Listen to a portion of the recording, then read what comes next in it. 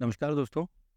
आज का हमारा पहला प्रश्न फाइंड द मिसिंग नंबर के पैटर्न के आधार पर है, जिसमें हमें कुछ नंबर्स एक सीरीज के रूप में दिए हुए हैं और हमें क्वेश्चन मार्क के स्थान पे आने वाली संख्या ज्ञात करनी है।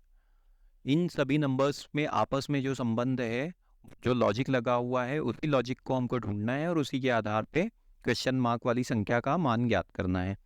अब अगर हम इन संख्याओं को ध्यान से देखें तो हम पाते हैं कि इन संख्याओं में जो अंतर है वो अंतर काफ़ी ज़्यादा नहीं है। मतलब जैसे कि हम देखें तो यहाँ से 14 से 19, 19 से 29, 29 से 49, एकदम से संख्याएं काफ़ी बड़ी या काफ़ी छोटी नहीं हो रही है। तो इसका अर्थ ये होता है कि हमें जोड़ने या घटाने से हमारा उत्तर मिलने की संभावना ज़्यादा है। आइए देखते हैं कि इसको कैसे हल किया जा सकता है। तो अब अगर हम 14 से 19 जाते हैं तो कितने का अंतर होता है? 14 से 19, यहाँ से यहाँ तक होता है 5 का अंतर। 14 में 5 जोड़ने पे 19 प्राप्त होता है।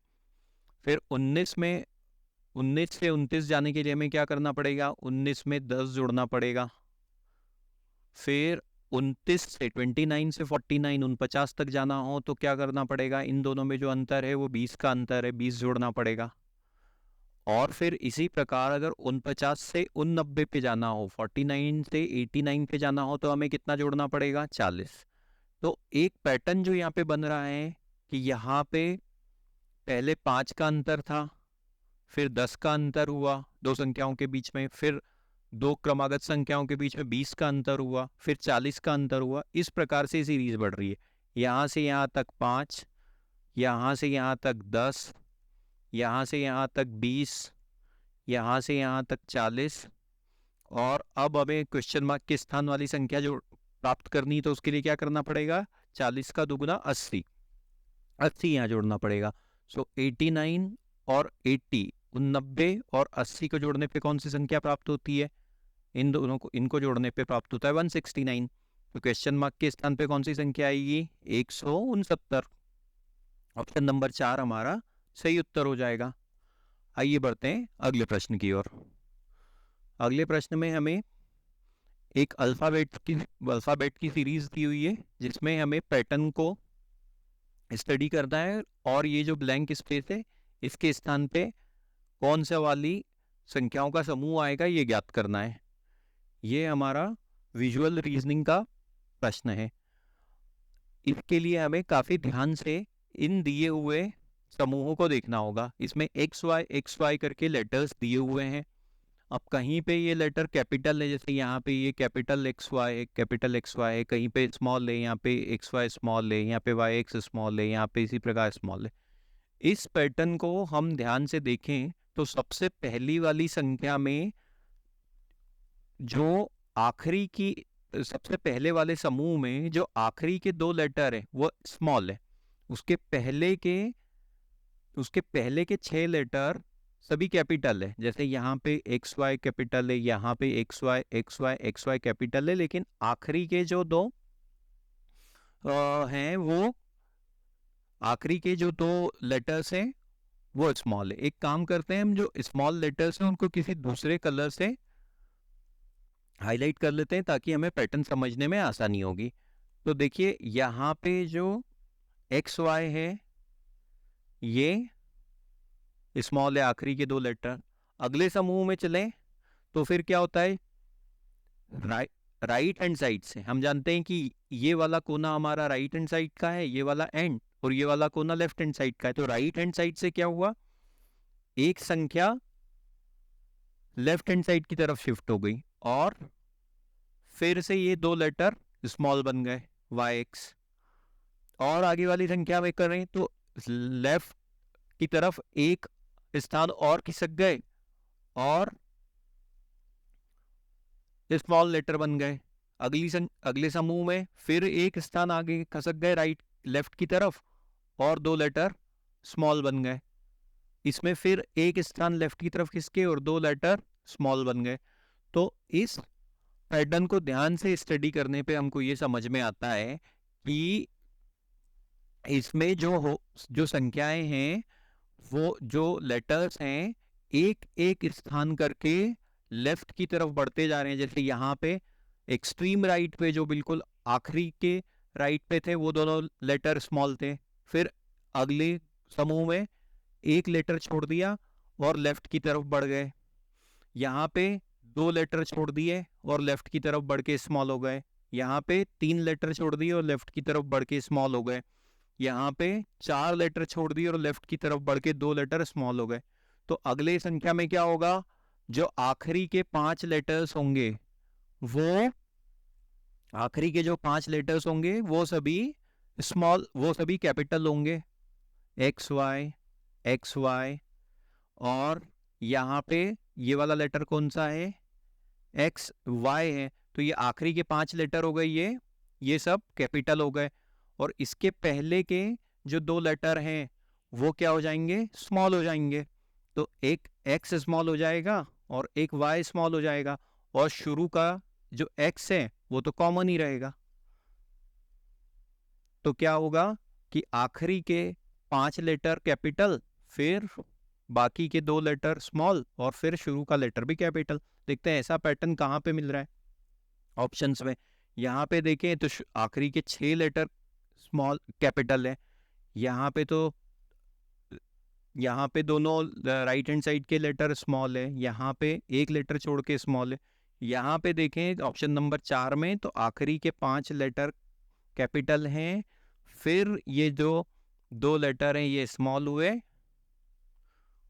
तो इस प्रकार ऑप्शन नंबर 4 हमारा सही उत्तर हो जाएगा, जो इस पैटर्न को फॉलो कर रहा है कि एक एक स्थान लेफ्ट की तरफ जो लेटर्स होते जा रहे हैं वो स्मॉल होते जा रहे हैं। उम्मीद करते हैं आपको ये सवाल पसंद आया होगा। आइए बढ़ते हैं अगले प्रश्न की ओर। अगले प्रश्न में हमसे कहा गया है, यदि ये कोडिंग डिकोडिंग का सवाल है, यदि 7 को 2 3 1 3 6 और 8 को 3 4 5 7 लिखा जाए तो 9 को कैसे लिखेंगे। 7 को लिखने के लिए इन्होंने क्या इस्तेमाल किया है, सबसे पहले हम यहाँ पे लिखते हैं। 7 के लिए लिखा है SEVEN। 7 के लिए लिखा है 2 3 1 3 6। सो S के नीचे क्या है 2, E के नीचे है 3, V के नीचे है 1, फिर E के नीचे है 3 और N के नीचे है 6। इस प्रकार के कोडिंग के सवाल जब भी हमारे सामने आते हैं तो हमें सबसे पहले ये चीज ध्यान देखनी चाहिए कि जो हमें लेटर दिया हुआ है उसमें जो वर्ड दिया हुआ है उसमें जो लेटर्स हैं, हमको जो संख्या दी हुई है उसमें भी उतनी ही संख्याओं के बराबर है क्या। देखिए यहाँ पे 7 में कितने लेटर होते हैं, 1 2 3 4 5। तो सामने जो संख्या दी हुई है कोड करके उसमें भी 5 ही है क्या, 1 2 3 4 5। इसी प्रकार 8 को देखिए, 8 में कितने लेटर है, 1 2 3 4 5। और सामने जो संख्या दी हुई है उसमें भी 5 अंक है, 1 2 3 4 5। जब भी ऐसा हो तो हमें प्रत्येक लेटर के सामने आने वाली संख्या लिख लेनी चाहिए। जैसे 7 में S के सामने आया 2, E के सामने आया 3, V के सामने आया 1, फिर E के सामने आया 3 और N के सामने आया 6। जो नेक्स्ट शब्द है वो भी लिख लेते हैं। वो क्या है, वो है 8, EIGHT।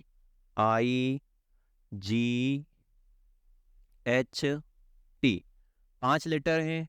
अब इसमें जो संख्या दी हुई है और जो अंक हैं वो भी लिख लेते हैं, 3 4 5 7 9।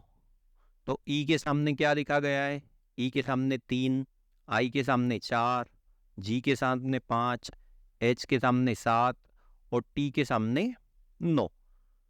अब हमें क्या ज्ञात करना है, हमें ज्ञात करना है 9। 9 की क्या स्पेलिंग है, NINE। तो हमें N का मान ज्ञात करना है, I का मान ज्ञात करना है और E का ज्ञात करना है। पहले लेटर में चलते हैं, पहले शब्द में चलते हैं।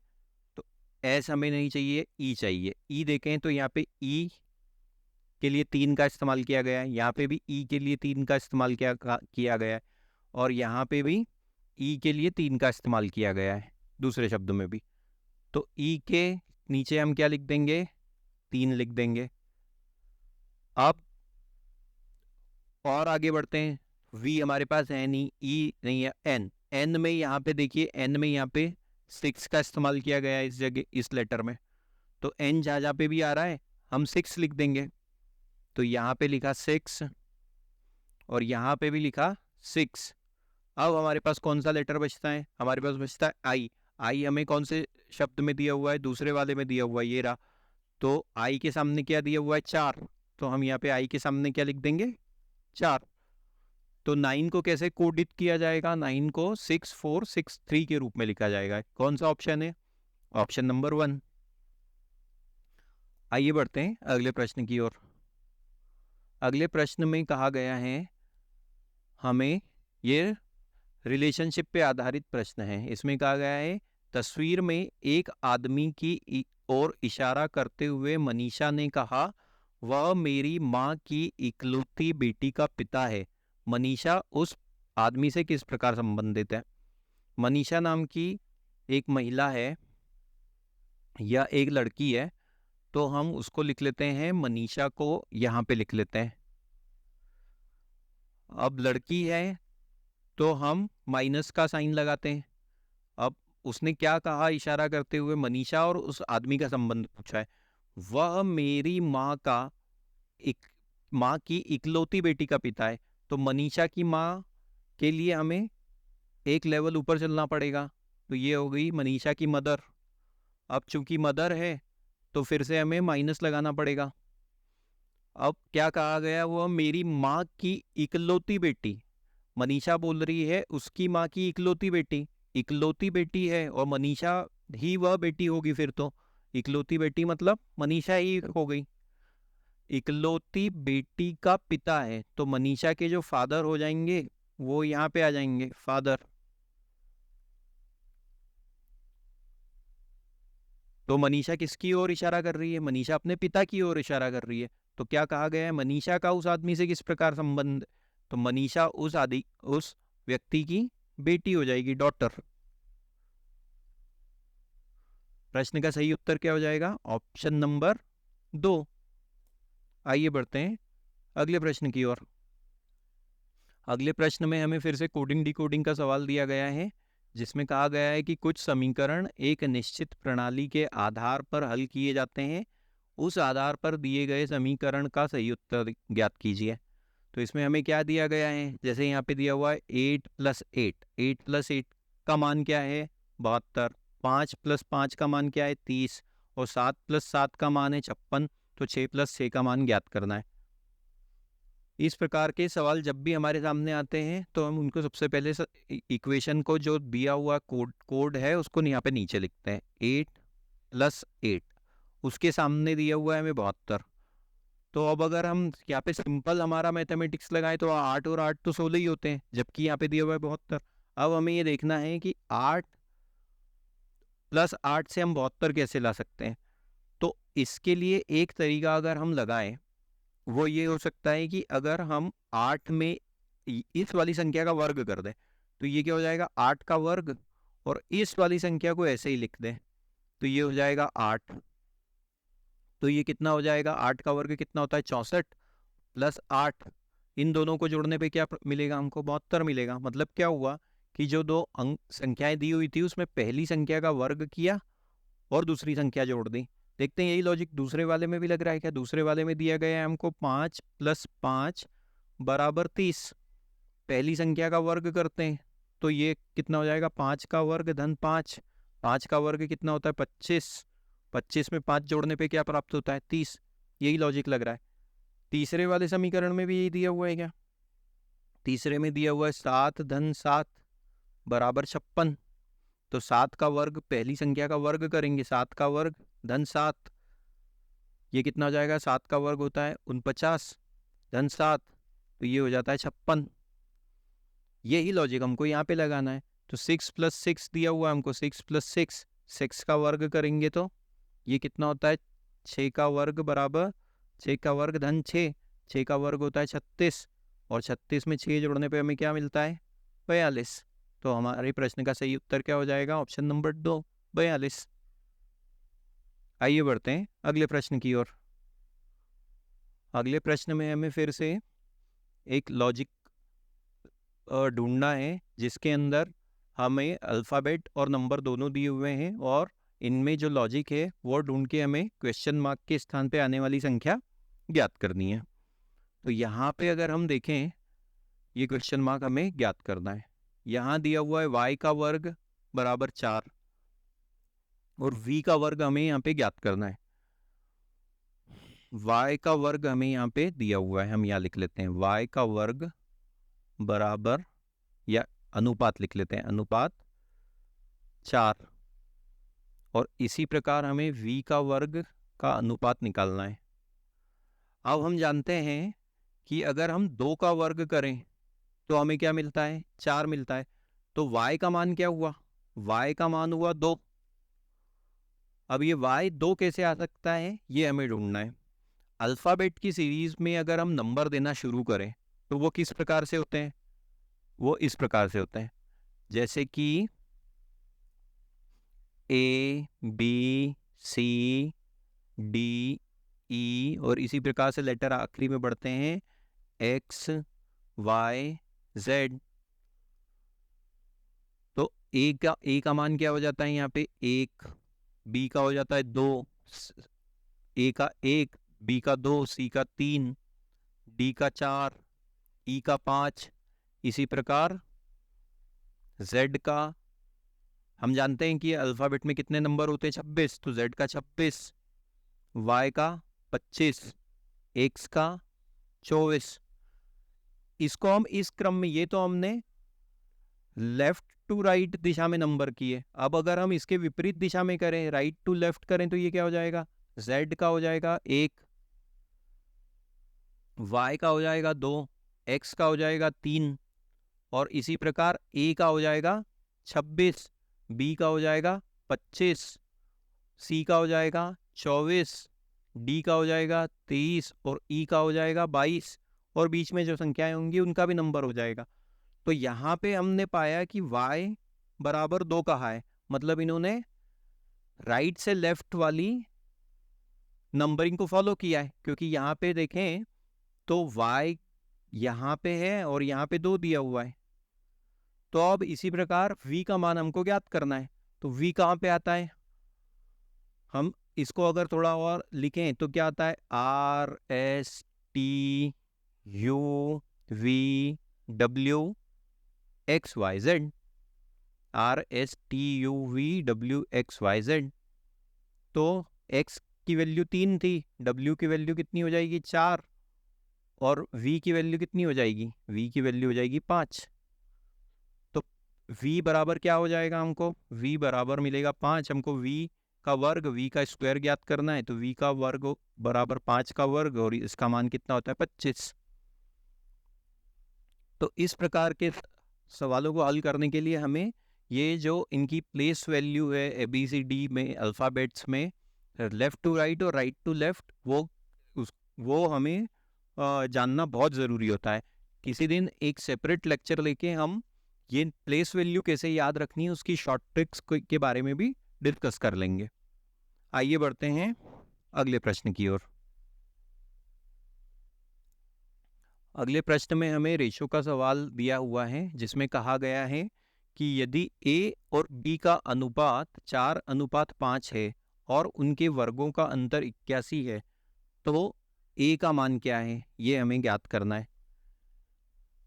A और B दो संख्याएं दी हुई है जिनका अनुपात कितना दिया हुआ है? हमें 4:5 दिया हुआ है और इनके वर्गों का अंतर, मतलब A के वर्गों का, A के वर्ग का अंतर और B के वर्ग का अंतर कितना है? 81 है। अब b यहाँ पे बड़ी संख्या है क्योंकि अनुपात में बड़ी है, तो हम इसको ऐसे लिखेंगे b का वर्ग माइनस a का वर्ग कितना दिया हुआ है हमको? 81। हमको a का मान ज्ञात करना है, a का मान ज्ञात करना है। इसको हम कैसे लिख सकते हैं? मान लेते हैं a बराबर, अनुपात में ही चलते हैं, a में a तक 4, तो इसको हम लिख लेते हैं 4x और b है तो b बराबर कितना हो जाता है? बी को हम लिख लेते हैं 5x। इस इक्वेशन में क्या कहा गया है, b का वर्ग माइनस a का वर्ग बराबर 81। तो b का वर्ग मतलब 5x का वर्ग माइनस a का वर्ग मतलब 4x का वर्ग बराबर 81। इस इक्वेशन को हमको आगे हल करना है। तो ये कितना हो जाएगा, ये हो जाएगा हमारे पास 25x square minus 16x square बराबर 81। और आगे हल करेंगे, एक्स स्क्वायर कॉमन निकल जाएगा और 25 माइनस 16 बराबर 81। ये कितना हो जाएगा, 25 में 16 गए तो 9 एक्स स्क्वायर बराबर 81। 9 एकम 9 और 9 का वर्ग होता है 81, तो यहाँ पे भी 9 हो जाएगा। तो एक्स वर्ग बराबर 9। तो x का मान कितना हो जाएगा, x का मान हो जाएगा स्क्वायर रूट ऑफ 9 मतलब 3। तो x का मान हो गया 3। तो a का मान क्या हो जाएगा, a का मान हमने माना था a बराबर 4x और एक x की वैल्यू आ गई 3। तो ये हो जाएगा 4 गुणित 3 मतलब 12। हमारा प्रश्न का सही उत्तर हो जाएगा ऑप्शन नंबर 2, 12। आइए बढ़ते हैं अगले प्रश्न की ओर। प्रॉफिट एंड लॉस से संबंधित बहुत अच्छा, बहुत सुंदर सवाल है ये। इस प्रकार के सवाल हल करने पे हमें प्रॉफिट एंड लॉस का कॉन्सेप्ट बहुत अच्छे से समझ में आएगा और इसी प्रकार के सवाल आजकल परीक्षाओं में बहुत ज़्यादा पूछे जा रहे हैं। हमें प्रश्न में कहा गया है कि एक दुकान में शर्ट आम तौर पर लागत मूल्य से 40% अधिक पे बेची जाती ठीक है, मतलब जितने में आदमी खरीदता है, दुकानदार जो खरीदता है उससे 40% अधिक पे वो बेच देता है। एक सेल के दिन दुकानदार सामान्य बिक्री मूल्य से 10% की छूट प्रदान करता है। यदि वह 72 शर्ट 13,608 में बेचने में सफल हो जाता है तो उसकी प्रति शर्ट लागत कितनी है काफ़ी सिंपल सवाल, लेकिन इसमें हमें इसमें काफ़ी ज़्यादा घुमा के पूछा है एग्जामिनर ने। तो हमें बिल्कुल बेसिक से शुरू करना पड़ेगा और हम इस सवाल का उत्तर जानने की कोशिश करते हैं। तो जब भी लाभ हानि का प्रश्न आते हैं तो हमें उसमें 2-3 चीज़ें ध्यान रखनी होती है। सबसे पहले ये ध्यान रखना होता है कि कॉस्ट प्राइस क्या है। कॉस्ट प्राइस मतलब खरीदी मूल्य। जब कोई भी व्यक्ति किसी प्रकार का बिजनेस करता है तो सबसे पहले एक चीज खरीदता है, खरीदने को बोलते हैं हम कॉस्ट प्राइस या सीपी। फिर जब उस वस्तु को वो बेचता है तो उसको हम बोलते हैं सेलिंग प्राइस या एसपी, ये बिक्री मूल्य जिसपे ग्राहक को वो सामान बेच देता है। तो उसका लाभ और हानि किस बात पे निर्भर करता है, लाभ या प्रॉफिट या लॉस किस बात पे निर्भर करता है, वो करता है कि उसने जितने में बेची और जितने में खरीदी, इन दोनों संख्याओं का अंतर, मतलब उसका लाभ या हानि क्या होगा, selling price minus cost price. ये हमारा फंडामेंटल इंफॉर्मेशन हो गया। इस सवाल पे आते हैं। इस सवाल में हमें कहा गया है कि आमतौर पर हमेशा वो लागत मूल्य से या कॉस्ट प्राइस से, खरीदी मूल्य को लागत मूल्य भी बोलते हैं, लागत मूल्य से 40% अधिक पे बेचता है। तो हम मान लेते हैं, माना कॉस्ट प्राइस है 100, कि उसने 100 रुपए में वो शर्ट खरीदी या बनाई। तो आमतौर पे वो उसको कितने में बेचता है, तो आमतौर पे सेलिंग प्राइस कितना हो जाएगा, आमतौर पे सेलिंग प्राइस उसने बोला 40% अधिक पे, मतलब 100 का 40% अधिक कितना होता है, आमतौर पे सेलिंग प्राइस हो जाएगा 100 का 40% अधिक मतलब कितना, 140। 100 रुपए में खरीदता है या बनाता है और 140 में बेच देता है 40% के प्रॉफिट पे। इस हिसाब से उसको प्रति शर्ट 40 रुपए बचते हैं। आगे हमें कहा गया है कि एक दिन सेल मनाई उन्होंने, जिसमें उन्होंने सामान्य बिक्री मूल्य से 10% की छूट प्रदान की। सामान्य बिक्री मूल्य कितना था उसका, वो 140 था। अब 140 पे उसने कितने प्रतिशत की छूट दी है, यहाँ पे उसने छूट दी है 10% की। तो सेल वाले दिन सेल प्राइस कितना हो जाएगा, सेल डे पे, सेल के दिन पे सेलिंग प्राइस उसका कितना हो जाएगा, 140 में से 10% कम कर देंगे। तो 140 में से अगर 10% कम किया मतलब 140 का 90% निकाला। तो यहाँ पे हम निकाल लेते हैं 140 का 90%, 0 0, ये हो जाता है, ये कटेगा, ये एक 0 यहाँ से यहाँ पे कट गई, तो ये कितना हो जाएगा 126 रुपया। तो सेल के दिन सेलिंग प्राइस क्या हो जाएगा, 126 रुपये हो जाएगा। यहाँ तक हमने एक ये हमारा मानी हुई संख्याएं हैं, हकीकत में उसको 100 रुपये में नहीं पड़ रही है, हमने माना था। अब हमें एक्चुअल वैल्यू यहाँ पे दी हुई है कि उस दिन उसने 72 शर्ट 113,608 में बेची। तो सेल के दिन क्या हुआ, ये तो हमने हमारा हाइपोथेसिस है। अब सेल के दिन क्या हुआ, 72 शर्ट उसने कितने में बेची, 13,608 रुपये में बेची। तो एक शर्ट, ये सेलिंग प्राइस है, ये एसपी है। यस, 72 शर्ट का एसपी कितना था, तो एक शर्ट का एसपी कितना हो जाएगा, एक शर्ट का एसपी हो जाएगा 13,608 बटे में 72। इसको हल कर लेते हैं। जब इसको हल करेंगे तो हमें क्या प्राप्त होता है, सबसे पहले हम इसे 2 से ही काट लेते हैं, तो ये हो जाता है 36, तो ये हो जाएगा 6, 6 दूनी 12, फिर इधर आए 1, तो ये हो जाता है 8 दूनी 16, फिर है 0, 8 दूनी 16, और फिर ये 0 है 0, और फिर बचता है 4, 6,804। और अब फिर से एक बार फिर से 2 से काट लेते हैं, तो ये हो जाता है हमारे पास 18, ये हो जाता है 3, 4, 0, 2, फिर 2 से कट जाएगा, ये हो जाएगा 9, और फिर ये हो जाएगा 1, 7, 0, 1। अब 9 से कट जाएगा क्या, ये 9, या 3 से भी कट जाएगा, इन सभी संख्याओं का योग 9 3 से भाग चले जाएगा, तो ये हो जाएगा 3, 3 पंजे 15 की 5, बचे 2, 3 छंगे 18, फिर बचे 2, और बचे 7। फिर से एक बार ये 7 और 6 13, 13 और 5 18, फिर से 3 से कट जाएगा, 3 एकम 3, 3 एकम 3, बचे यहाँ पे 2, तो ये हो जाएगा 3 8 24, फिर बचे 2 9। तो एक शर्ट 189 आया। एक शर्ट की सेलिंग प्राइस उस दिन क्या हो जाएगी, एक शर्ट की सेलिंग प्राइस कितनी हो जाएगी सेल वाले दिन, 189 रुपये। और हमारी हाइपोथेसिस में वो क्या आ रही थी, 126 आ रही थी, 126%।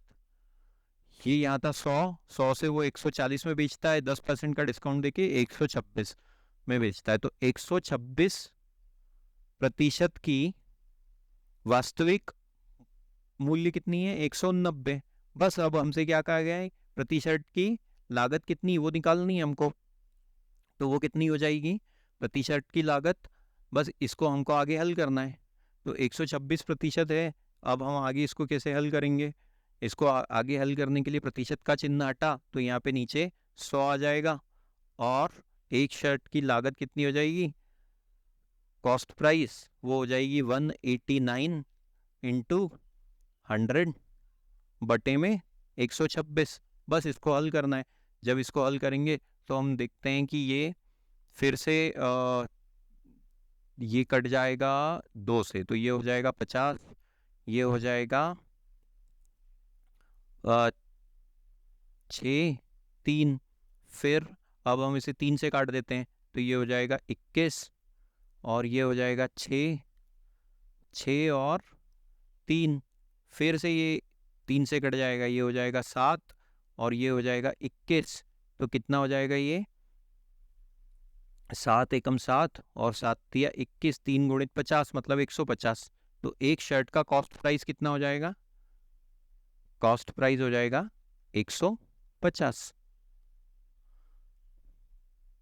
ऑप्शन नंबर 2 हमारा सही उत्तर हो जाएगा। उम्मीद करते हैं दोस्तों आपको ये प्रश्न पसंद आया होगा। काफ़ी ज़्यादा घुमा के हमसे ये प्रश्न पूछा गया था, लेकिन अगर हमारे कॉन्सेप्ट्स बिल्कुल क्लियर हैं तो हमें ऐसे प्रश्न करने में भी ज़्यादा समय नहीं लगेगा। इस प्रकार के प्रश्न की प्रैक्टिस करने पे हमारे कॉन्सेप्ट और ज़्यादा मजबूत होंगे। अगर आपको ये वीडियो और ये प्रश्न, इस तरह के प्रश्न पसंद आ रहे हैं तो कृपया करके हमारे चैनल को सब्सक्राइब कीजिए। इस वीडियो को अधिक से अधिक मात्रा में अपने दोस्तों के साथ शेयर कीजिए। आइए बढ़ते हैं अगले प्रश्न की ओर। एक संख्या में से 15 घटाने पर वह 80% रह जाती संख्या का 40% क्या है? काफी ज्यादा सरल सवाल है। माना की संख्या x है, माना संख्या x है। हमसे क्या कहा गया है कि जब x में से 15 घटाते हैं तो वह 80% रह जाती है। x मतलब पूरा 100% है, हम जानते हैं। अब अगर x में से 15 घटा दिया, x माइनस 15, तो वो स्वयं का कितना हो जाती है? 80% हो जाती है। तो 80%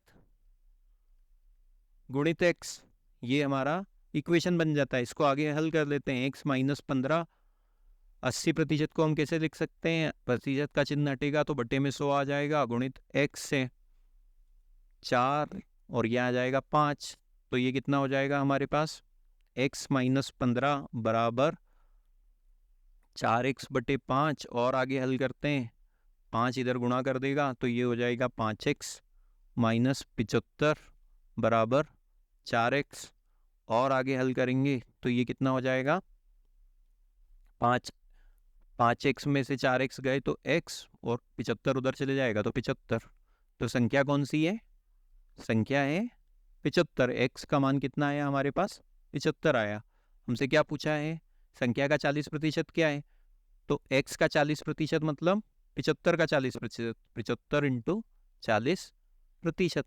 आगे और हल करते हैं तो ये हो जाता है 75 इंटू 40 बटे 100। एक जीरो से एक जीरो गया, ये हो जाता है 2, ये हो जाता है 5, और इसको हल करते हैं। 5 एकम 5 और ये हो जाएगा 15। तो 40% कितना हो जाएगा? 15 दूना 30। इस प्रश्न का सही उत्तर हो जाएगा ऑप्शन नंबर 3। काफी ज्यादा सरल सवाल था। आगे बढ़ते हैं। एक ट्रक 1 मिनट में 550 मीटर की दूरी तय करता है, ठीक है। उसके बाद एक बस 3/4 घंटे में 33 किलोमीटर की दूरी तय करती है, तो उनकी गति का अनुपात क्या है? ट्रक और बस की गति का अनुपात हमें ज्ञात करना है। गति, ट्रक की गति, बस की गति, ये हमको ज्ञात करना है। ट्रक की स्पीड क्या दी हुई है? ट्रक की स्पीड, स्पीड ऑफ ट्रक, हमसे क्या कहा गया है? 550 मीटर कितनी देर में तय करता है? वो तय करता है 1 मिनट में। 1 मिनट। अच्छा, इससे पहले हम स्पीड का फॉर्मूला डिस्कस कर लेते हैं। स्पीड का फॉर्मूला क्या होता है? स्पीड बराबर डिस्टेंस अपॉन टाइम, या आप इसको ऐसे भी लिख सकते हैं हिंदी में, चाल बराबर दूरी बटे समय। ट्रक की दूरी, ट्रक की चाल कितनी दी हुई है? 550 मीटर 1 मिनट में। तो इसको अगर मीटर प्रति सेकंड में कन्वर्ट करना हो तो हम क्या क्या लिख सकते हैं? इसको हम ऐसे लिख सकते हैं, 550 बटे 1 मिनट को हम 60 सेकंड लिख सकते हैं।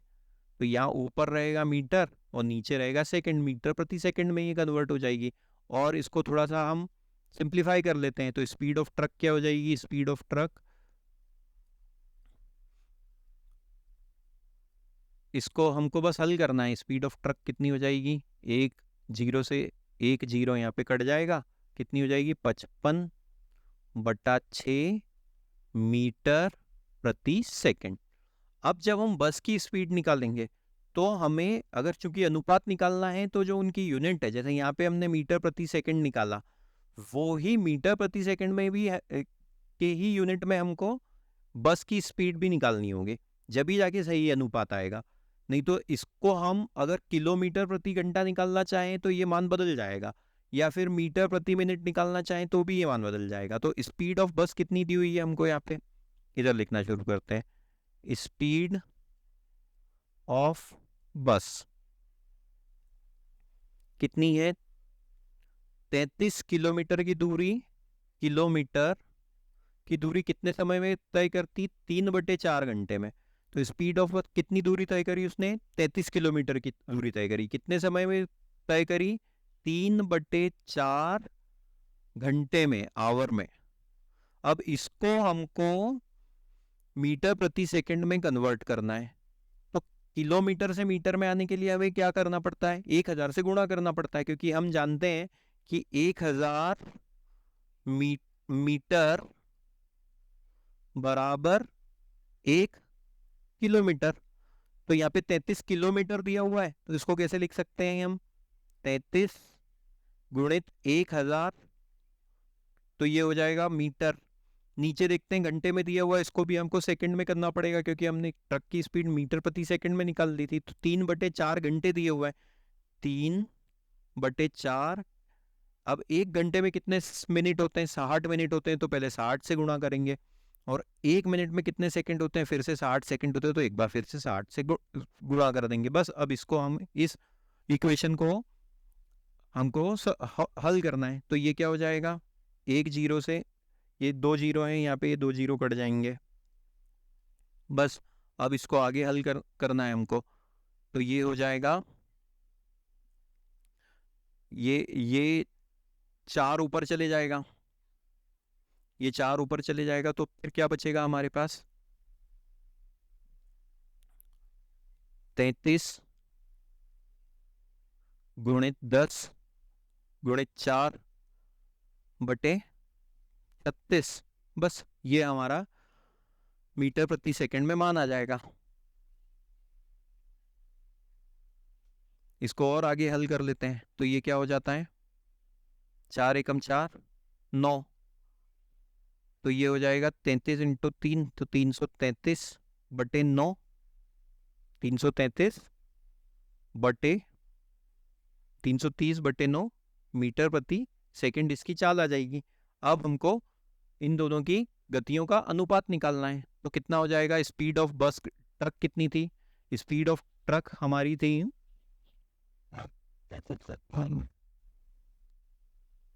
अच्छा एक चीज यहाँ पे छूट गई है हमसे, एक चीज ये छूटी, यहाँ पे जो 3 था ये छूट गया है। तो ये यहाँ पे 3 गुणे में था, तो यहाँ पे भी 3 गुणे में आ जाएगा। इसको और हल कर लेते हैं। तो ये 3 से 3 कट जाएगा, तो 110, इसकी स्पीड कितनी आ जाएगी, 110 मीटर प्रति सेकंड। तो इन दोनों की अनुपात क्या आ जाएगा, ट्रक अनुपात बस कितना हो जाएगा, ट्रक की दूरी गति कितनी थी, 55/6 अनुपात 110 बटे में कितना था, 9, 110/9। बस अब इसे हल करना है। हम जानते हैं इसको कैसे हल करना रहता है, जब भी ये अंश और हर के रूप में हो तो फिर ये इस तरीके से क्रॉस मल्टीप्लाई करना रहता है हमको। तो 55 गुणित 9 अनुपात 110 गुणित 6। जब इसको आगे हल कर लेते हैं तो हमें क्या मिलता है, 55 एकम 55, 55 दूना 110, और ये हो जाएगा 3, 3 से काटने पे, और ये 4। तो इनकी गतियों का अनुपात कितना आ जाएगा, यहाँ पे बचेगा 3, और इधर 2 गुणित 2 4। तो ट्रक और बस की गतियों का अनुपात कितना है, 3:4। ऑप्शन नंबर 3 हमारा सही उत्तर है।